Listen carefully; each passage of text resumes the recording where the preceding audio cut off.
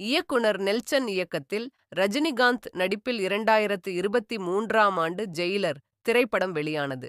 இத்திரைப்படம் ரூபாய் 600 கோடிக்கும் மேல் வசூல் செய்து சாதனை படைத்தது. இந்த படத்தின் வெற்றியை தொடர்ந்து இரண்டாம் பாகமான ஜெயிலர் 2 படம் உருவாகி வருகிறது. சன் பிக்சர்ஸ் தயாரித்து வரும் இப்படத்திற்கு அனிருத் இசையமைத்து வருகிறார். முதல் பாகத்தைப் போல ஜெயிலர் 2 படத்திலும் மோகன்லால், சிவராஜ்குமார் ஆகியோர் கேமியோ ரோலில் நடிக்க உள்ளனர். இந்த படத்தின் படப்பிடிப்பு பணிகள் விறுவிறுப்பாக நடைபெற்று வருகின்றன. ஜெயிலர் படத்தில் மலையாள நடிகர் விநாயகன் வில்லனாக நடித்த நிலையில், தற்போது இந்த ஜெயிலர் 2 படத்தில் இன்னொரு மலையாள நடிகரான சுராஜ் வெஞ்சாரமூடு நடித்து வருகிறார். இரண்டாம் பாகத்தின் கதைக்களம் கேரளாவை மையப்படுத்தியது என்று கூறப்படுகிறது. அதனால்தான் படப்பிடிப்பு பணிகள் கேரளாவில் நடைபெற்று வருகிறது என்றும் கூறப்படுகிறது.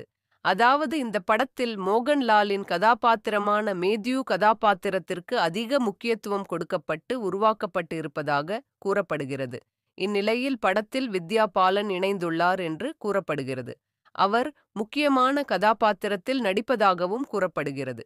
இவர் இந்த படத்தில் ரஜினியின் மனைவியாக நடிக்கிறாரா அல்லது வேறு ஏதேனும் முக்கிய இடத்தில் நடிக்கிறாரா என்பது விரைவில் தெரியவரும். இவர் ஏற்கனவே வினோத் இயக்கத்தில் அஜித் நடித்த நேர்கொண்ட பார்வை படத்தில் அஜித்தின் மனைவியாக நடித்துள்ளார்.